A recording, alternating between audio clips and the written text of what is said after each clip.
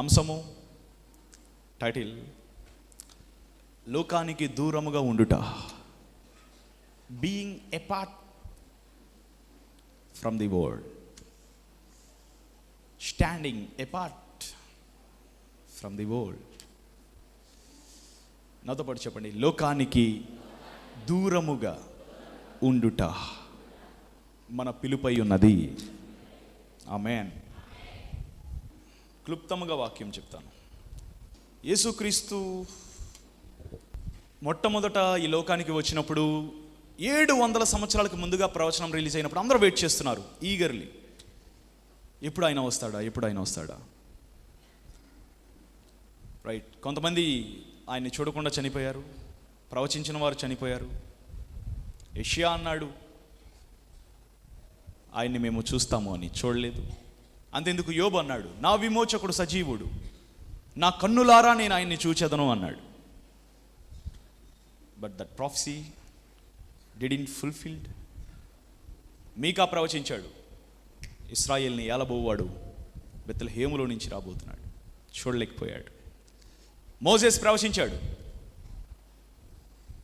నాకంటే బలమైన నాయకుడు మన మధ్యలో నుంచి రాబోతున్నాడు, ఒక బలమైన నాయకుడు మన మధ్యకి వస్తాడు. ఆ ప్రవచనం నెరవేరలేదు. ఇదంతా ఎలా ఉందంటే మ్యూజికల్ చైర్స్ 10 కుర్చీలు రౌండ్గా పెట్టి ring ring ring ring ring ring stop, ఒకరు మిగిలిపోతారు, అవుట్. ఒక కుర్చీ అవుట్, చివరికి ఒకరు మిగులుతారు. అలా ఎంతోమంది ప్రవచించారు, ఎంతోమంది ప్రార్థనలు చేశారు, దీర్ఘకాల ప్రార్థనలు, ఉపవాస ప్రార్థనలు, తమ నేత్రములు ఎంతో నిరీక్షిస్తూ ఆ రక్షకుని కోసం చూసినాయి. కానీ బట్ ఒక్క మనిషి ఆ బాధ్యతను పొందుకున్నాడు. ఎవరంటే సుమయోను. మరియు ఒక స్త్రీ ఆ బాధ్యత పొందుకుంది, అన్న. మ్యూజికల్ చైర్స్ ఆటలో చివరికి మిగిలింది సుమయోను, అన్న.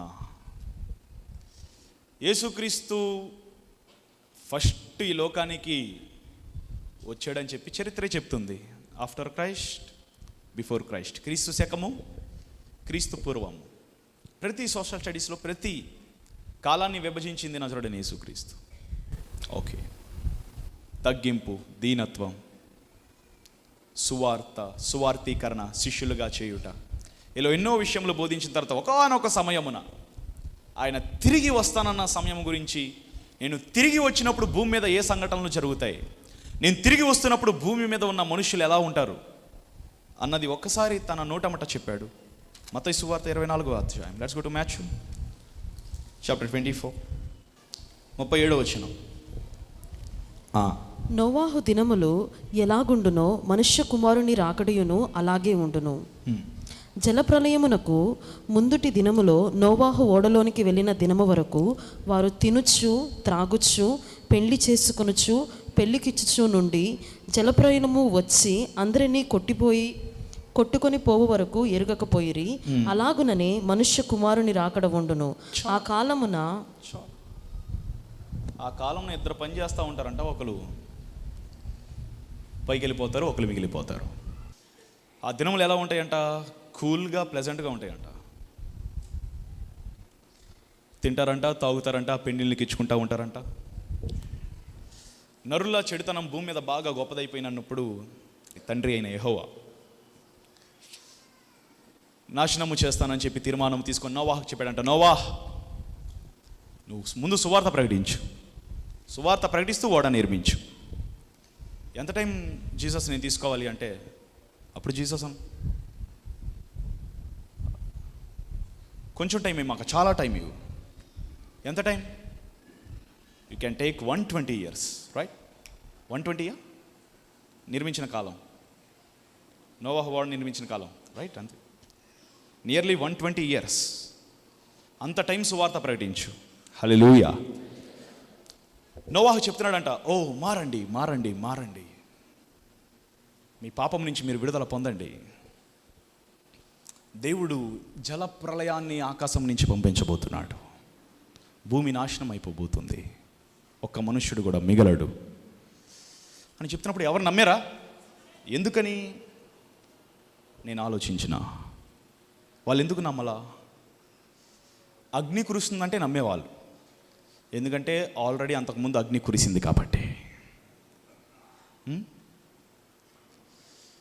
ఆ తర్వాత భూమి వణికిద్దంటే నమ్మేవాళ్ళు, ఎందుకంటే ఆల్రెడీ ఆ సంఘటన జరిగి ఉంటుంది.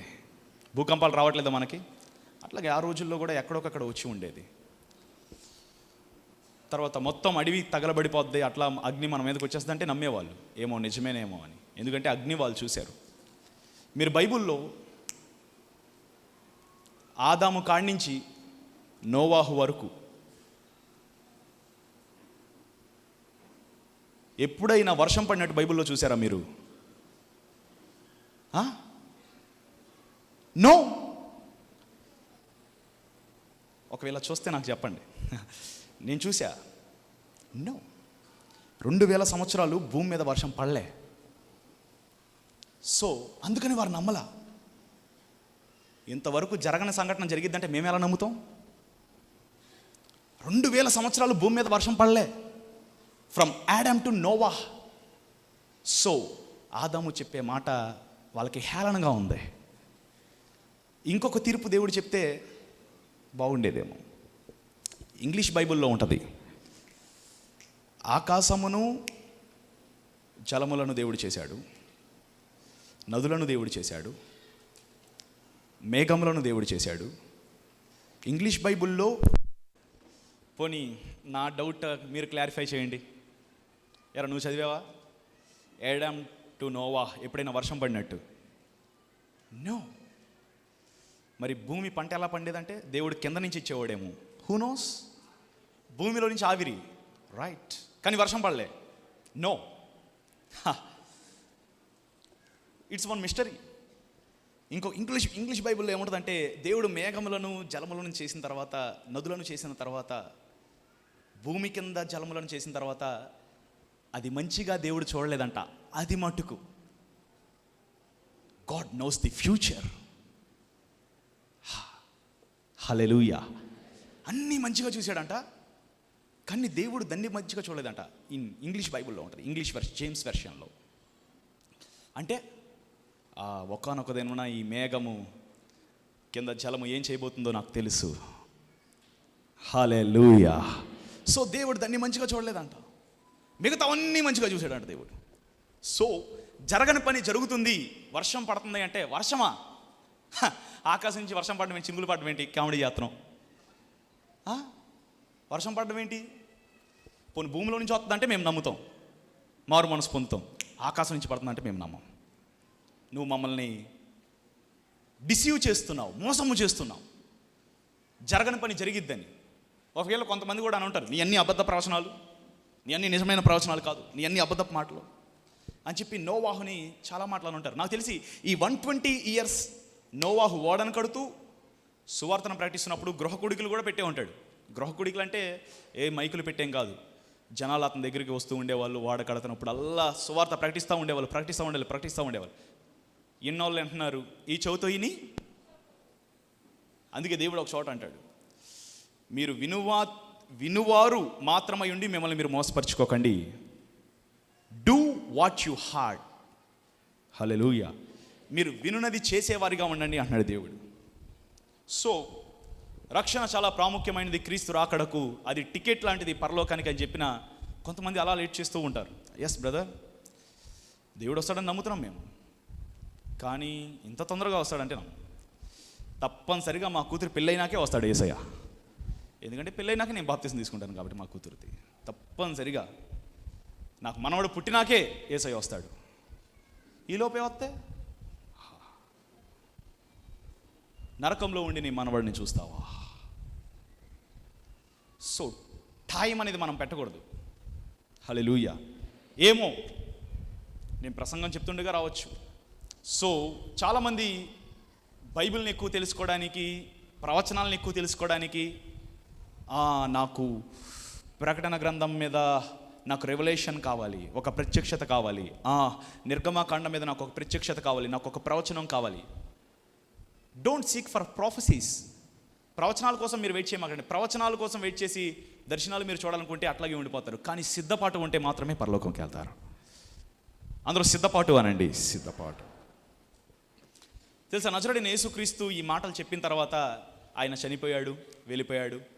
వెళ్ళిపోయిన 40 సంవత్సరాలకే రోమన్ ఎంపైర్, రోమన్ నాయకుడు చాలా చెడ్డవాడు, చంపేస్తా ఉన్నాడు క్రైస్తవుల్ని.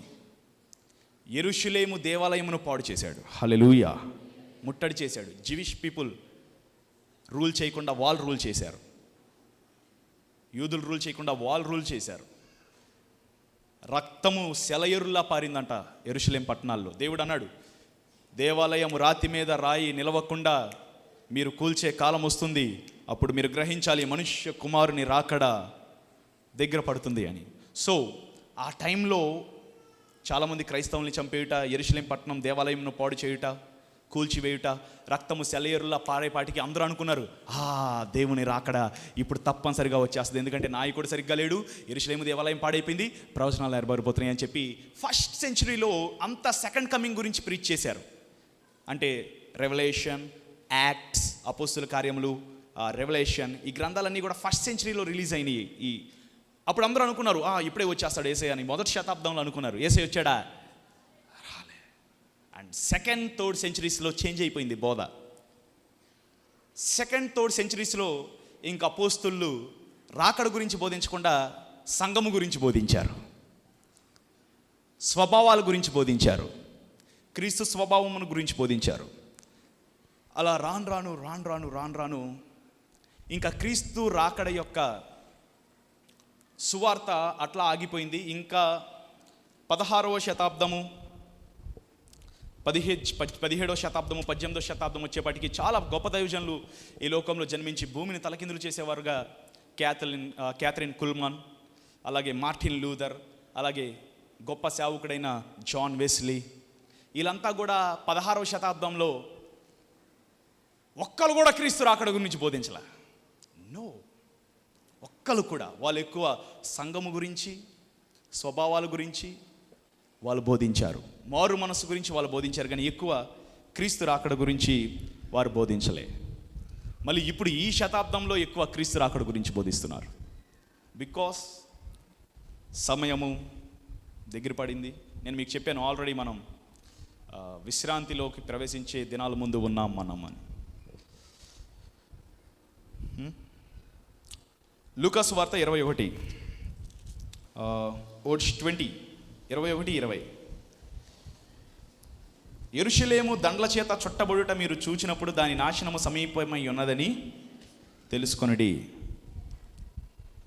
కానీ అట్లా వెయిట్ చేసి చాలామంది చూశారంట, కానీ అలా చేయలేదు, జరగలే. 27వ వచనం. అప్పుడు మనుష్య కుమారుడు మహాప్రభువుతోనూ మహామహిమతోనూ మేఘారుడై వచ్చుతా చూస్తారు, కానీ వాళ్ళు అప్పటికి చూడలే. 28. ఇవి జరుగున ఆరంభించినప్పుడు మీరు ధైర్యం తెచ్చుకుని మీ తల ఎత్తుకుని మీరు విడుదల సమీపించుచున్నది అన్నారు, కానీ రాలే. తర్వాత యెరూషలేము మళ్ళీ 1967వ సంవత్సరంలో యూదులు దక్కించుకున్నారు. అప్పుడు అంతా కూల్ అయిపోయారు, ఇంకా పీస్. అంటే దేవుని ఉగ్రత తగ్గిపోయిందేమో, దేవుని రాకడ గురించిన సువార్తలు ఆగిపోయినాయి అంటే ఇంకా టైం ఉందేమో అన్న బీజం పడింది ఇప్పుడు మనలో. దేవుడు అదే అన్నాడు, కూల్గా ఉంటారు, పీస్ఫుల్గా ఉంటారు. బాగా గందరగోళం జరిగినప్పుడు ఆయన వచ్చేస్తున్నాడని సిద్ధపడ్డారు, కానీ అప్పుడు వచ్చాడా? జనాలు అప్పుడు నోవాహు దినాల్లో ఎంత కూల్గా ఉన్నారో ఇప్పుడు కూడా అంతే కూల్గా ఉంటారంట ఆయన వచ్చే సమయం ముందు. అవును, ఇప్పుడు కూడా మనం కూల్గానే ఉన్నాం. బహుశా ఈ సమయంలోనే యేసయ్య రావచ్చు. ఒక చోట యేసయ్య అన్నాడు, నేను వచ్చే దినము ఎలా ఉంటుందంటే ఒక తల్లి బిడ్డకు జన్మనిచ్చినట్టు ఉంటుంది. కాన్పులతో నొప్పులతో ఒక తల్లి ఒక బిడ్డకు జన్మనిచ్చినట్టు ఉంటుందంట. అంటే మనం పడే బాధలు, శ్రమలు, ఇబ్బందులు, శోధనలన్నీ నొప్పులంట. ఒక తల్లి ప్రసవ వేదన పడుతున్నాం. నువ్వు పడే వేదన వెనకాల గొప్ప ఫలం ఉంది యేసు నామమున. There is a fruit in your pain. There is a fruit. పక్కవారు చెప్పండి, నీ బాధలో ఫలం ఉంది అని చెప్పండి. నీ బాధలో ఫలం. ఆ నొప్పులతో ఆ తల్లి బిడ్డకు జన్మనిచ్చిన తర్వాత ఆ నొప్పులన్నీ మర్చిపోద్దంట. ఆ తర్వాత మహిమలో మనం పరిశుద్ధుడిని కలుసుకున్నప్పుడు మన బాధలని మనం మర్చిపోతామంట. సో మనం ఇప్పుడు ఆలోచించాలి, నేను పడే ప్రతి బాధలో ఫలం ఉన్నది. నన్ను దేవుడు సిద్ధపాటు చేస్తున్నాడు ఆ శ్రమ దినాలను ఎదుర్కొనుటకు, ఆ శోధనలను ఎదుర్కొనుటకు, బలవంతుడిగా నేను తయారవుటకు. కాబట్టి నేను పడే ప్రతి బాధలో అర్థం ఉన్నది. ఎందుకంటే నేను ఒక బిడ్డకు జన్మనివ్వబోతున్నా. నొప్పులు పడుతున్నప్పుడు ఏ తల్లి నాకు పిల్లవాడు అవసరంలా ఈ నొప్పులు పోవాలని చెప్పి దేవుడిని కోరుకోదు. భరిస్తా, పిల్లవాడు కావాలి. లైక్ దట్ సంఘము కూడా అలా ఉండాలంట. యా రాణి, శ్రమలు వస్తాయా, నిందలు వస్తాయా, బాధలు వస్తాయా, ఇబ్బందులు వస్తాయా, ఖమో. కానీ పరలోకంకి నేను వెళ్తానంటేనే ఏమే దానిది అది అనుభవించుటకు మన పిలుపై ఉన్నది. Be baptized in Jesus name. Mother goes to tremendous pain. భయంకరమైన నొప్పులకు తల్లి గురి అయిన తర్వాత బిడ్డనకి అంటదంట. అందుకే పౌలు కూడా చూడండి, పౌలుకు కూడా చచ్చిపోవడం ఇష్టం లేదు. ఎందుకంటే పౌలు కూడా వెయిట్ చేశాడు ఆయన్ని చూద్దామని, ఆయన రాకళ్ళలో. అందుకే మనందరము ఆయన్ని చూస్తాము అన్నాడు. అందరము ఆయన్ని చూస్తామన్నాడు. అంటే ఆయనకి ఉండాలన్న ఆశ ఉన్నది. మీరు ఇంటికి వెళ్ళిన తర్వాత చూడండి, 1 Thessalonians 4లో ఉంటుంది, చాప్టర్ 4లో. 1 Thessalonians chapter 4 is a great chapter అది. పౌలు తన యొక్క అభిప్రాయాలన్నీ వ్యక్తము చేస్తాడు క్రీస్తు పట్ల. 1 Thessalonians చాప్టర్ 4, రైట్. అండ్ ఇక్కడ చూడండి, లూకా సువార్త 21వ అధ్యాయంలో మళ్ళీ లూక్ చాప్టర్ 21 34.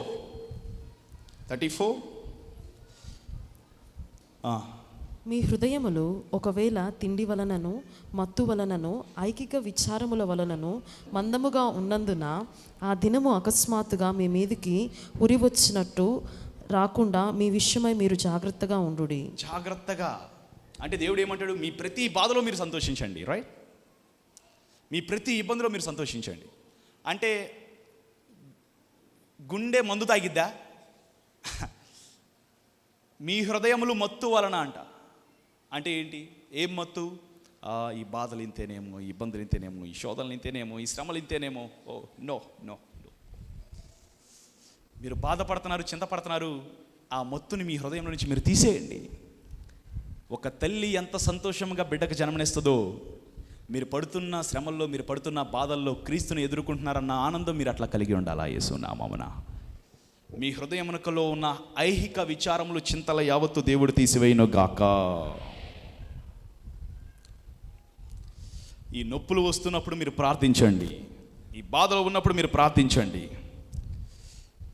మీ ప్రాబ్లమ్స్ అన్నీ జస్ట్ ట్రయల్స్, మీరు బలవంతులుగా తయారవ్వడానికి. సో మత్తులో ఉండమాకండి. అంటే ఏంటి? చిన్న నాటిక చూస్తున్నప్పుడు నీ హృదయం చెప్పిద్ది, ఇది పెద్ద పాపం ఏం కాదులే, it's not a big sin. అంటే నీ హృదయం మత్తులో ఉంది. You are not alert. ఒక పోస్టర్, రోడ్డు మీద పోస్టర్ నువ్వు చూసినప్పుడు అట్లా చూస్తావు, చెడు బొమ్మ చూసినంత మాత్రాన నువ్వేమి హస్తముతో తాకట్లేదు కదా ఆ స్త్రీని. It's not a big sin. నీ హృదయం మత్తులో ఉన్నది. ఇప్పుడే మీ నేత్రములు దేవుడు తెరిచును గాక. ఎదుర్కొనే ఈ శోధనలన్నీ, అన్ని టెంప్టేషన్స్ అన్నీ కూడా ప్రిపరేషన్ అన్నమాట మనకి. మనం చిన్న పాపాన్ని కూడా మనం లైట్ తీసుకోకూడదు. దేవా, ఆ పాపాన్ని హార్డ్గా తీసుకునే విషయంలో నా గుండె మత్తులో ఉన్నది, నా మైండ్ మత్తులో ఉన్నది. అది నాకు పెద్ద పాపముగా చూపించు, చిన్న పాపముగా చూపిస్తుంది నా గుండె. నో, నీ రాకడ సమయంలో నేను మత్తులో ఉండడానికి వీలు లేదు. నిన్ను ఎదుర్కొనే సమయంలో నేను మత్తులో ఉండడానికి వీలు లేదు.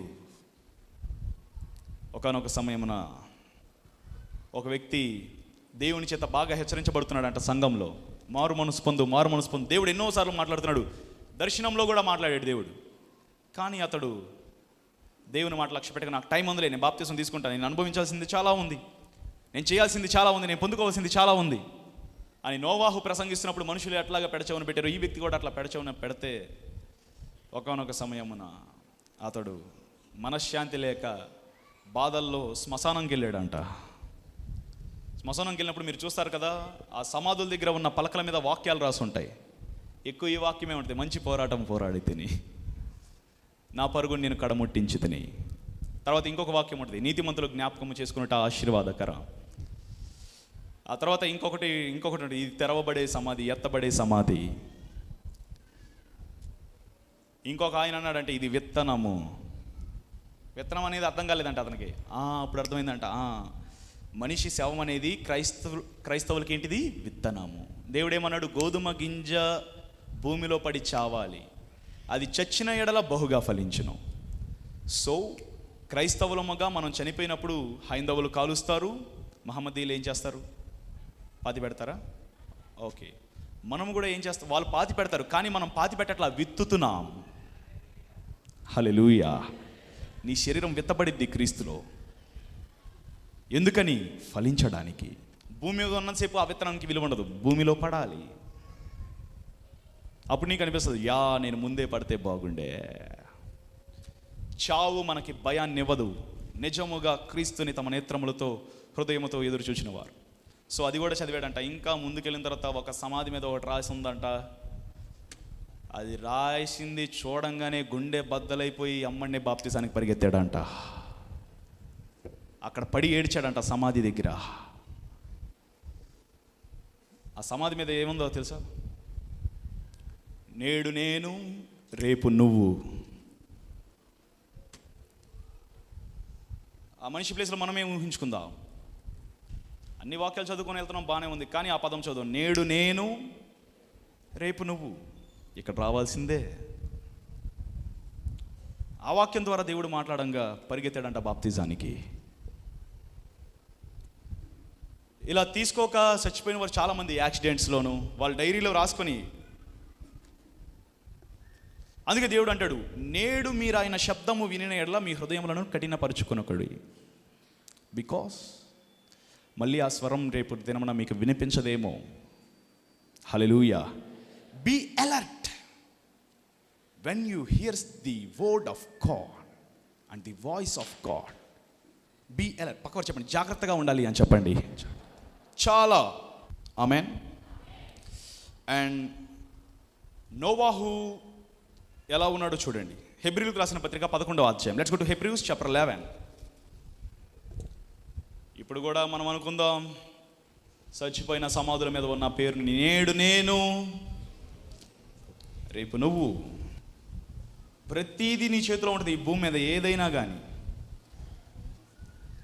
కానీ ఒకటి మాత్రం నీ చేతుల్లో ఉండదు. That's your life. అది నీ ప్రాణం. హెబ్రీయులకు రాసిన పత్రిక 11వ అధ్యాయం 7వ వచనం. విశ్వాసమును బట్టి నోవాహు ఆది వరకు చూడని సంగతులను గూర్చి దేవుని చేత హెచ్చరింపబడి భయభక్తులు కలవాడై తన ఇంటి వారి రక్షణ కొరకు ఒక ఓడను సిద్ధము చేసెను. అందువలన అతడు లోకము మీద నేరస్థాపన చేసి విశ్వాసమును బట్టి కలుగు నీతికి వారసుడాయెను. అందరూ విశ్వాసము అనండి. దేవుడు నీతో మాట్లాడుతున్నాడన్న విశ్వాసము నీలోనికి వచ్చును గాక. దేవుడిచ్చిన మాటను చాలా సీరియస్గా తీసుకున్నాడు. అందరూ సీరియస్ అనండి. ఎన్ని సంవత్సరాలు కట్టాలంటే 120 సంవత్సరాలు. ఎంతమంది కట్టాలంటే? నువ్వు నీ ఫ్యామిలీ. ఏం జరిగిద్దంటే వర్షం పంపిస్తా, మొత్తం భూమిని నాశనం చేస్తా. వినడానికి కొంచెం నమ్మశక్యంగా లేకపోయినా హీ బిలీవ్డ్ ఇట్. దాన్ని నమ్మాడు. సీరియస్గా తీసుకున్నాడు దేవుని మాటను, లైట్గా తీసుకోలే. చాలాసార్లు మనం దేవుని యొక్క వాక్యాన్ని లైట్గా తీసుకుంటాం, దేవుని యొక్క హెచ్చరికల్ని లైట్గా తీసుకుంటాం. నాకు కాదులే, నాకు టైం ఉందిలే. కానీ అక్కడున్న జనాలందరూ నేరస్తోపం చేస్తున్నాడంట. మీరు నేరం చేస్తున్నారు, విడుదల పొందండి, విడుదల పొందండి, విడుదల పొందండి, విడుదల. బట్ అందరూ లైట్గా తీసుకున్నారు. కానీ దేవుని యొక్క మాట నోవాహు లైట్గా తీసుకోలా, గట్టిగా తీసుకున్నాడు, సీరియస్గా. ఎస్, నా దేవుడు చెప్పాడంటే నిజంగా జరిగిద్ది, నా దేవుని వాక్యంలో ఉన్నదంటే నిజంగా జరిగిద్ది. ఆయన స్వరము నా హృదయములకు తగిలింది, నేను లైట్ తీసుకోవడానికి వీలు లేదు అని చెప్పి దేవునికి లోకానికి మధ్య ఒక గీత గీసాడంట. ఇంగ్లీష్ బైబిల్లో ఉంటుంది, గీత గీసాడంట ఇంగ్లీష్ వెర్షన్లో. అందరూ గీత అనండి. గీత. తన ఫ్యామిలీలో ఉన్న కుమారులకు ఒక గీత గీసాడంట, తాను ఒక గీత గీసుకున్నాడంట. మీరు రోడ్డు మీద వెళ్తుంటే మధ్యలో డివైడర్ లేని రోడ్లలో గీతలు ఉంటాయి, ఇట్లా రౌండ్గా వైట్ గీత.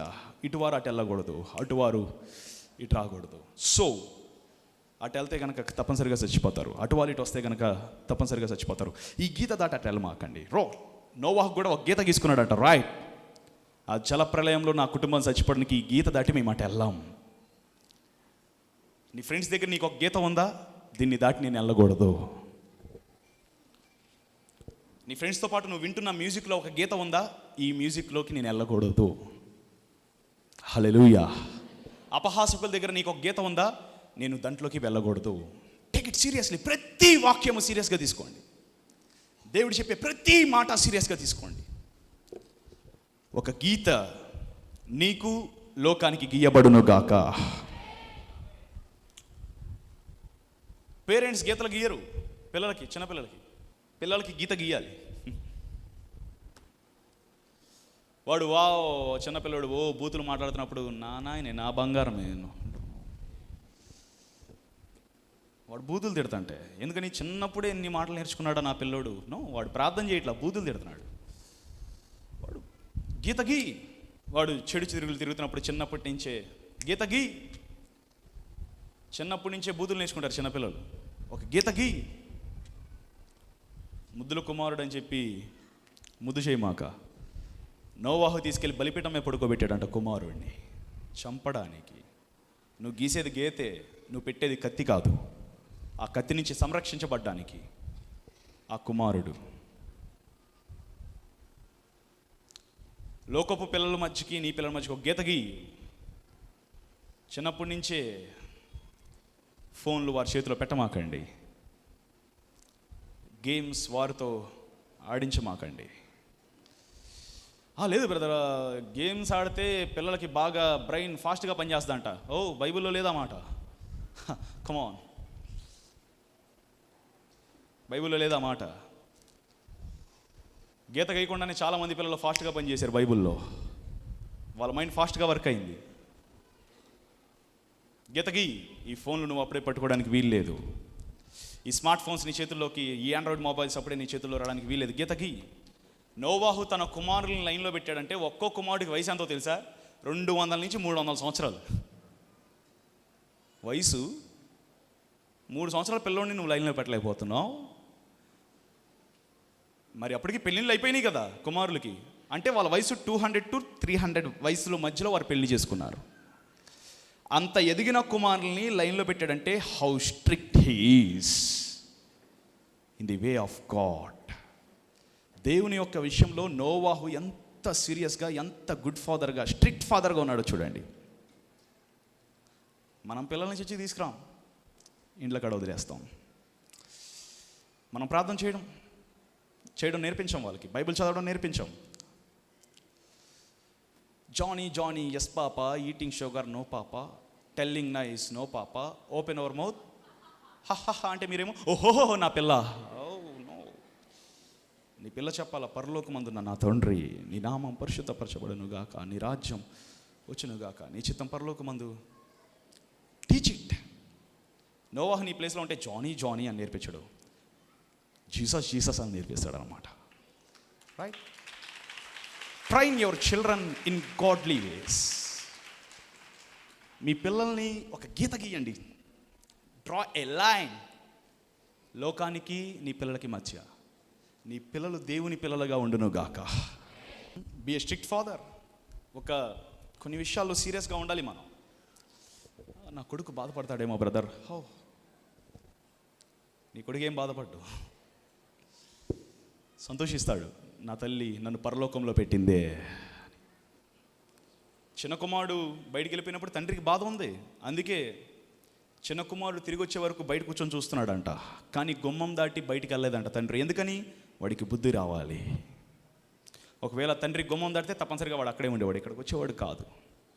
సో కొన్నిసార్లు హార్డ్ డెసిషన్స్ అనేవి మంచి ఫలాన్ని ఇస్తాయి అన్నమాట నీకు. It gives you a good result to your children. బాలుడు నడవలసిన త్రోవను వాడికి నేర్పించము, పెరిగి పెద్దవాడైనప్పుడు వాడు వాటిలో నుంచి, అంటే నోవాహు దగ్గర నుంచి కొన్ని నేర్చుకుందాం మనం. నోవాహు దేవుని మాటను సీరియస్గా తీసుకున్న తర్వాత తానుకు మాత్రమే కాదు కుటుంబానికి నేర్పించాడంట. ఫస్ట్ దేవుడు ఇప్పుడు నన్ను మాత్రమే కాదు నా కుటుంబాన్ని, ప్రతి ఒక్క కుటుంబాన్ని అలాగే రక్షిస్తామని చెప్పి ఆశించాడు, గీతలు పెట్టాడు. కానీ అందరూ గీతలు చెరిపేశారంట. దేవుడు ప్రతి ఆదివారం ప్రతి శుక్రవారం నీకు ఒక గీత గీస్తున్నాడు. రైట్, ఇది నీకు వే, దాంట్లో దాటి వెళ్ళమా, కానీ టేక్ ఇట్ సీరియస్. దాన్ని హార్డ్గాను సీరియస్గాను తీసుకోండి. ఒక తండ్రి అలాగే చెప్పాడంట.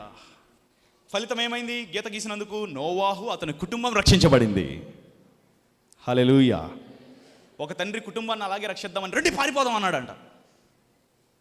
హే డాడీ ఊరుకో, ఏం చేస్తున్నావు కామెడీ, మేము రాము అన్నారంట. ఎవరది? లాట్. ఆకాశం నుంచి అగ్ని కొరడం ఏంటి డాడీ, కామెడీ చేస్తావు, మేము రాము. లేదమ్మా ఇది శపించబడింది. ఎందుకు చెప్పించబడింది? నువ్వు ఇక్కడికి ఎందుకు వచ్చావు మాకు తెలుసు. డబ్బులు సంపాదించడానికి వచ్చావు, ఫ్రెండ్స్తో ఎంజాయ్ చేయడానికి వచ్చావు. ఇక్కడ సుఖము ఉన్నది, ఇక్కడ సంతోషం ఉన్నది. అబ్రహాము దగ్గర ఉంటే నీకు ఇరుగ్గా ఉంది ఆ పరిశుద్ధత, కాబట్టి నువ్వు వచ్చావు. డాడీ నువ్వు ఇప్పుడు రమ్మంటే మేము ఎలా వస్తాం? రాము. అప్పుడు లేని బుద్ధి నీకు ఇప్పుడు వచ్చిందంటే మేము ఎలా నమ్మాలి? నమ్మం. లేదమ్మా రండి, రామ్ డాడీ. అబ్రహాము చేయకుండా పిల్లలకి చెప్పలే, చేస్తూ చెప్పాడు. ఒక తండ్రి ఎప్పుడైతే ఫాలో అవుతూ చెప్తాడో ఆ కుటుంబం నిలబడిద్ది. అందుకే వాక్యం కూడా ఉంది కదా, నీతిమంతులు పిల్లలు అడుక్కొనరు ఎప్పుడు కూడా.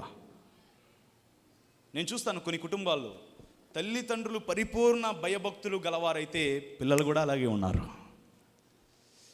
తల్లిదండ్రుల్లో వాళ్ళు దేవుని యొక్క వాక్యాన్ని లైట్గా తీసుకొని జీవించిన వారైతే పిల్లలు కూడా అలాగే ఉన్నారు లోకంలో.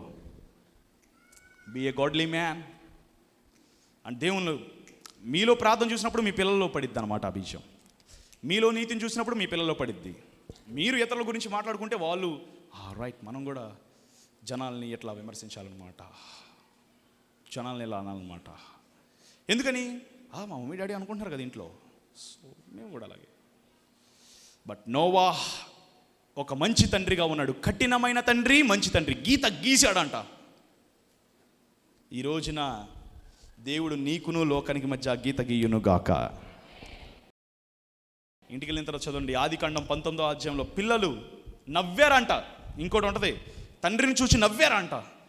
They smile at his father అని ఉంటుంది, అట్ దేర్ ఫాదర్ అని ఉంటుంది. దే స్మైల్ అంటే లోతు మాట వాళ్ళకి ఎట్లా ఉండే?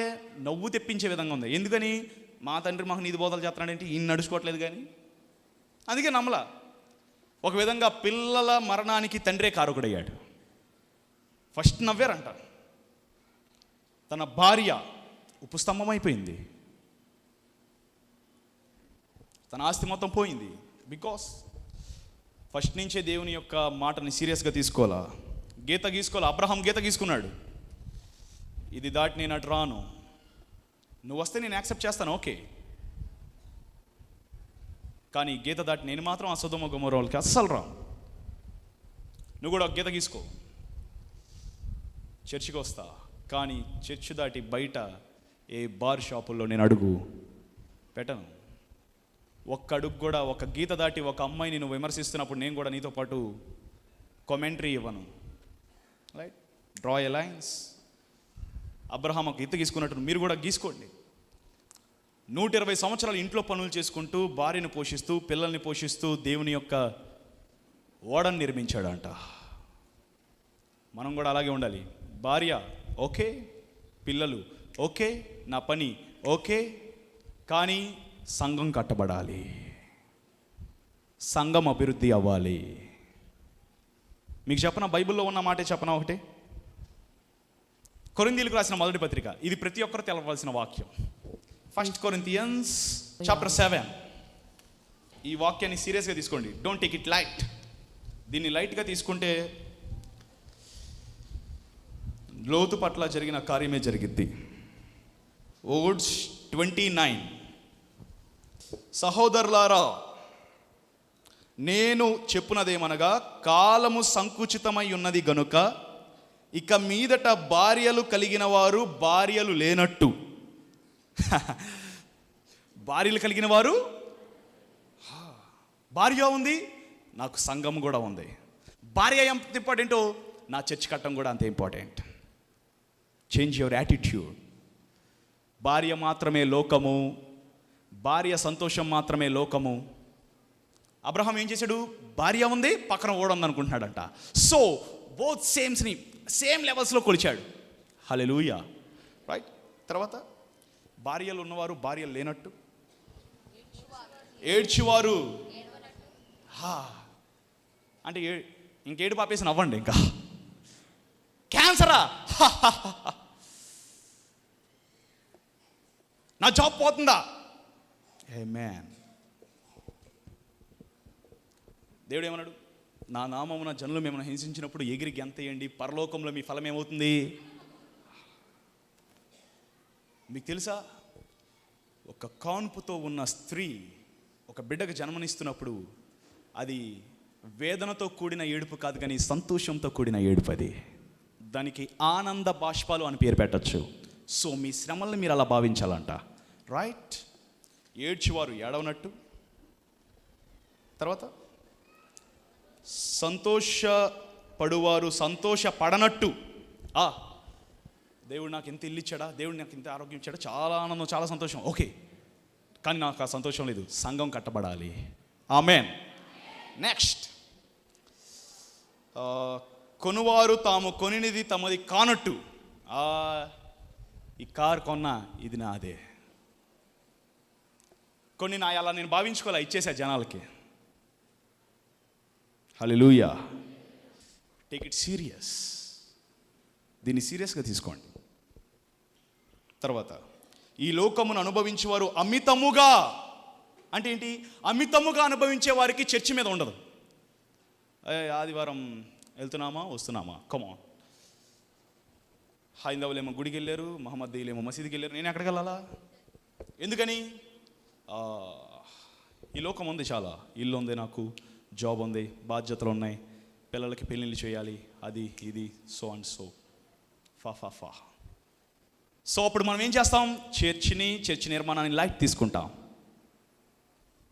బైబిల్ ఒక చోట ఉంటుంది, you have to practice to give offerings. కానుకలు ఇవ్వడం మనం నేర్చుకోవాలంట. ఆల్రెడీ మీరు అందరూ కానుకలు వేస్తారు కాదు, ఇంకా దాంట్లో లెసన్ ఉందంట. దాంట్లో నేను అందుకే మీకు చెప్పాను కదా, first stage, second stage, third stage. First level, second level, third level. అంటే యవనస్తులారా, చిన్నపిల్లలారా అంటే వీళ్ళు ఇతరుల మీద ఆధారపడిన వారు. యవనస్తులారా బలవంతులు అంటే సేవ చేసేవాళ్ళు. తండ్రులారా అంటే అంతా నాది అని చూసుకునేవాళ్ళు, అన్నీ సేమ్గా చూసుకునేవాళ్ళు. Hallelujah. So be a father to your church. లోకం మీద నీ మనసు ఉన్నప్పుడు, సంఘం మీద నీ మనసు లేనప్పుడు దేవుడు వస్తాడంట. కానీ నువ్వు అడగాల దేవుని, ఎస్ లార్డ్, ఈ వాక్యము నాది, మా భార్య ఉంది, భార్యలు ఉన్నవారు, బిడ్డలు ఉన్నవారు, జాబ్ ఉన్నవారు, కార్లు ఉన్నవారు, ఆస్తులు ఉన్నవారు, అంతస్తులు ఉన్నవారు లేనట్టు ఉండండి. అప్పుడు దేవుని సంఘము కట్టడం మీద కూడా మీ దృష్టి ఉంటుంది. నోవాహులాగా. నోవాహు అటు పని చేసుకుంటున్నాడు, పిల్లల్ని పోషిస్తున్నాడు, వస్త్రాలు కుట్టుకుంటున్నాడు, ఇల్లు పాడైపోయినప్పుడు ఇల్లు పాడు చేసి అన్ని పనులు చేసుకుంటున్నాడు, సంఘాన్ని కడుతున్నాడు. Constructing a church. రైట్. నీ సంఘము నీ ద్వారా కట్టబడును గాక. ఈ కృష్ణా జిల్లా క్రీస్తు జిల్లాగా నీ ద్వారా మారును గాక. నీ ఇంటికి, చర్చ్కి, బోత్కి సేమ్ ప్రిఫరెన్స్ ఇవ్వాలంట. Give same preference. That's the mark of a godly man. కింద చూడండి, 31వ వచనం.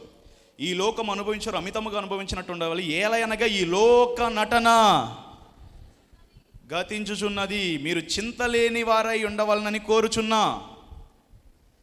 పెండ్లి కానివాడు ప్రభువుని ఎలాగ సంతోష పెట్టగలనని ప్రభు విషయమైన కార్యముల గురించి సంతోషిస్తాడు, చింతిస్తాడు. పెండ్లైన వాడు భార్యను ఎలా సంతోష పెట్టగలను లోక విషయం గురించి సంతోషిస్తున్నాడు. అటువలే పెండ్లి కాని స్త్రీ కన్యకయు తాము శరీరమందు ఆత్మయందు పవిత్రురాండ్రయుండుటకు ప్రభు విషయమైన కార్యముల గురించి చింతించుదురు గాని పెండ్లైనది భర్తను ఎలాగా సంతోష పెట్టగలనని లోక విషయములు వాటి మీద. ఈ రోజున గీత గీయబడును గాక. గీత, draw a line between you and world. నేడు నేను, రేపు నువ్వు. ఒక బ్రదర్ ఇలాగే వాక్యం విన్న తర్వాత టీవీ కొనుక్కోకూడదు డిసిషన్ తీసుకున్నాడంట. నేను నా ఇంట్లో నేను టీవీ చూడకూడదు, నాటికల్లో చూడకూడదు, అసలు ఏమీ చూడకూడదు, నో టీవీ. లోకము నాలోనికి ప్రవేశించుకున్నట్లు, టీవీ వచ్చినా లోకము నాలోనికి రాకుండానట్లు నా కోసం ప్రార్థన చేయండి బ్రదర్ అన్నాడు. ఓకే, కానీ దేవుడు మీతో చెప్పింది చేయండి అన్న. రైట్ బ్రదర్, కానీ నేను బలంగా ఉంటా అన్నాడు. సరే బ్రదర్, ఓకే.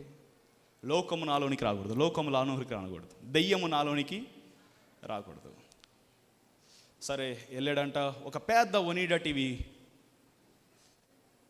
ఆర్డర్ ఇచ్చిన తర్వాత పెద్ద వ్యాన్లో నుంచి ఆ ఒనీడా టీవీ బాక్స్ని ఇలా దించారంట. కరెక్ట్గా దాని మీద ఉన్నది దెయ్యం బొమ్మేనంట, కొమ్ములు. ఒనీడా తెలుసుగా అంటాడు వాడు. దెబ్బకి ఇంట్లోకి పంపించాడంట బాబోయ్. ఎందుకంటే దాని మీద ఇంకొకటి రాసి ఉంది, ఇప్పుడు ప్రపంచం మీ ఇంట్లో ఉంటుంది అన్నారంట, లోకం మీ ఇంట్లో ఉంటుంది అన్నాడట. బ్రదర్ వద్దు బ్రదర్, కాల్ చేశాడు. బ్రదర్ ఇంటికి పంపించేస్తున్నా బ్రదర్, తిరిగి పంపించేస్తున్నా బ్రదర్. ఏ బ్రదర్, అమ్మో దాని మీద ఉందే దెయ్యం బొమ్మ ఉంది, మళ్ళీ అంతేకాకుండా ప్రపంచాన్ని మీ ఇంట్లోకి తీసుకొస్తానని ఉంది. నాకొద్దు బ్రదర్ ప్రపంచం, బికాస్ దేవుడు నాకు ఒక గీత గీసాడు, దాన్ని నేను చెరుపుకోవాలనుకోవట్లే. Noah, it's a good decision. ప్రభు స్వరం అతను విన్నప్పుడు అతడు దాన్ని మందంగా ఉంచుకోలే, ఎమ్మడినే రైట్ ఆ టీవీ నాకు వద్దని పంపించాడు. డబ్బులు పోతే పని వాళ్ళకి ఇవ్వకపోయినా పర్లేదు, ఇంకో సామాను తీసుకుంటా, కానీ టీవీ మాత్రం వద్దు బ్రదర్. కమాన్, స్మార్ట్ ఫోన్, ప్రపంచం ఇప్పుడు మీ చేతుల్లో ఉన్నది కదా. The world is in your hands. ఎంతవరకు పావురాయిలు లెటర్ పంపించుకోవడానికి పక్కన ఊరికి కానీ ఎక్కడికైనా. ఇప్పుడు ఏ దేశంలో ఉన్నా ఫేస్ టు ఫేస్. కమాన్, పిల్లలను కూడా ఇప్పుడు ఏ మాత్రం బాధలు లేకుండా పంపించేస్తున్నారు ఫారెన్స్కి. కారణం ఫేస్ టు ఫేస్ చూసుకోవచ్చు. ఆ మాటలు అర్థమైన వారు ఆమె చెప్పండి. ఇదివరకు అంట ప్రార్థన చేసుకోవడానికి చాలా టైం ఉండేదంట మన భక్తి పరులందరికీ. బికాస్ టెక్నాలజీ పెరగలే, ఒక లైన్ గీసుకున్నారు. కానీ ఇప్పుడు మనం ప్రార్థన చేసుకోవడానికి no time, lack of time, because we're busy in works, we're busy in this world. Hallelujah. ఈ లోకంలో, ఈ లోక పనుల మీద మనం చాలా బిజీ అయిపోయాం. సో దేవునికి సమయం తీయడానికి కూడా చూద్దాం. గలేషియన్స్ చాప్టర్ 1, గలతీలకు రాసిన పత్రిక 1వ అధ్యాయం 4వ వచనం కింద చూడండి. మన తండ్రి అయిన దేవుని చిత్త ప్రకారం క్రీస్తు మనలను ప్రస్తుతము దుష్టకాలంలో నుండి విమోచింపవలనని మన పాపముల నిమిత్తము తన్ను తాను, నా పాపాలని క్షమించడానికి మాత్రం యేసయ్య చనిపోయడానికి కాకండి. ఇప్పుడు no, not for that purpose only. పక్కవారు చెప్పండి, దానికి మాత్రమే కాదు అని చెప్పండి. దేనికంట? ఈ లోకంలో ఉన్న విషయాల నుంచి మనం తప్పించడానికి చచ్చిపోయాడంట ఆయన. రైట్, ఉందా లేదా? అది దుష్టకాలంలో నుండి మనం తప్పించడానికి చనిపోయాడు. కేవలం మన పాపాలను క్షమించడానికి మాత్రమే కాదు. పాపాలను క్షమించే పని 3 గంటలు చేశాడు సిలువలో. దుష్టలోకం నుంచి తప్పించే పని 33.5 సంవత్సరాలు చేశాడు. రైట్. సో అందుకని యేసయ్య కొనికి వచ్చాడు అంట. సో మనం చాలా హార్డ్గా తీసుకోవాలి దేవుని యొక్క ప్రతి మాట. ఈ లోక ప్రేమ, ఈ లోక ఘనత, ఈ లోకపు పేరు నా నుంచి దూరమగును గాక. ఎందుకని? ఈ లోకంలో ఉన్న విషయంలో దేవునితో నేను గడిపే సమయంను తక్కువ చేస్తున్నాయి. తక్కువ. ఊదిన బోర ఎట్లా అయిపోతుందంటే తక్కువగా, బికాస్ ల్యాక్ ఆఫ్ టైం. ఎందుకని? ఈ లోకంలో చాలా విషయాలు ఉన్నాయి నాకు. బట్ ఆదివారం మాత్రం మనం గీత గీసుకుంటాం. సోమ, మంగళ, బుధ, గురు, శుక్ర, శని గీత చెరిగిపోద్ది. మళ్ళీ గీత పడిపోద్ది ఆదివారం ఉదయమే. రైట్. ఆ గీత నిరంతరం ఉండును గాక. 1 జాన్, యోహాన్ రాసిన మొదటి పత్రిక 1 జాన్ చాప్టర్ 2 వర్స్ 15, 2వ అధ్యాయము 15వ వచనం. ఈ లోకమునైనను లోకములో ఉన్న వాటినైనను ప్రేమింపకుడి.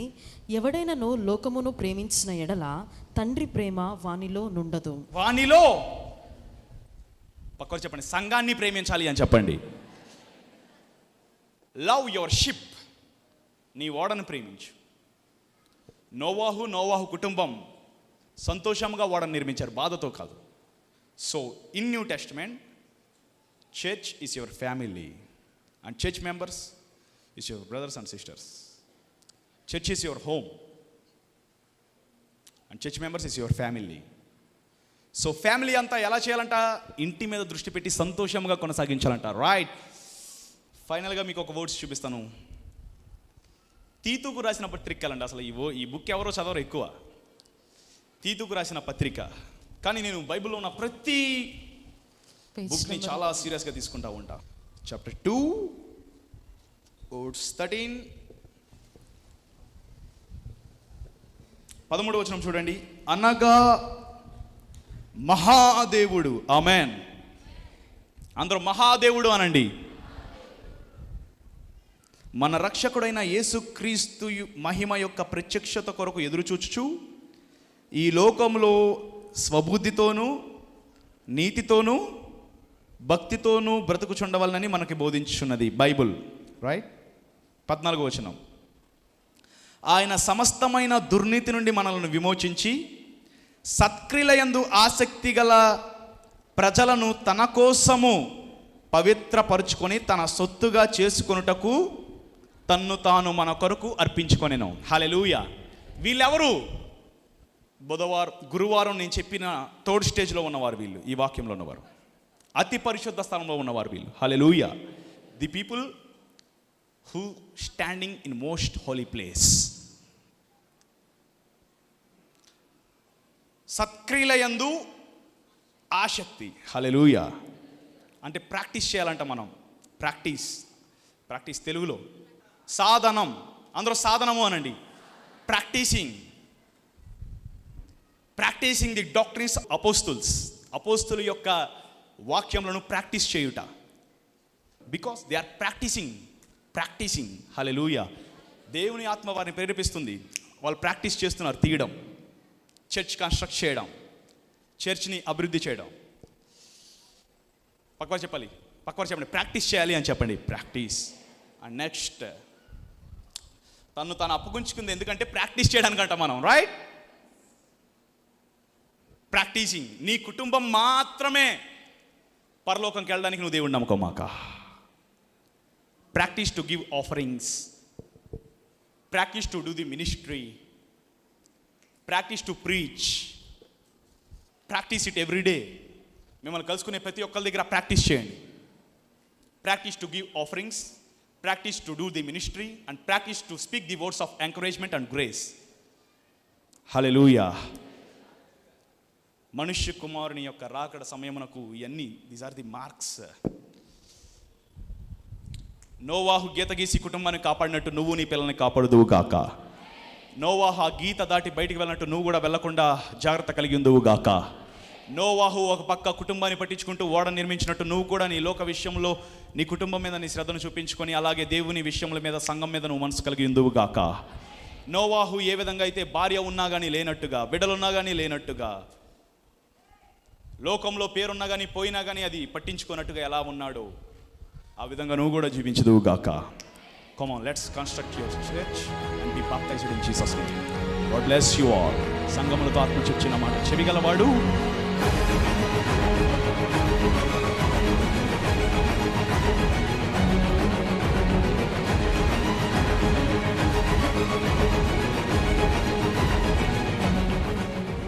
Oh Lord, give me a holy heart. ఒక పరిశుద్ధ హృదయాన్ని నాకు దయచేయండి. లోకం మీద ఉన్న మనస్సును చంపివేసి నీలో దయచేయండి. నీకు, నీ సంఘానికి, నశించిపోతున్న ఆత్మలకు, ఉజ్జీవం కోల్పోయి వెనక్కి జారిగిపోయిన ప్రజలకు నేను ఉజ్జీవాన్ని తెప్పించడానికి నువ్వు నా కోసం చనిపోయావు. Not for only pastors, not for evangelists, not for prophets, not for apostles, you died for all. అంటే ఆ బాధ్యత మా అందరి మీద ఉన్నది. నోవాహులాగా నీ ఓడను నిర్మించే జీవితమును మాకు దయచేయమని మా ప్రాణాత్మ శరీరం నీ చేతులు పెట్టుకొనొచ్చు నజరుడైన యేసు నామమున ప్రార్థిస్తూ అడుగుచున్నాము తండ్రి. 3 సార్లు ఆమె చెప్తామా? హల్లెలూయా.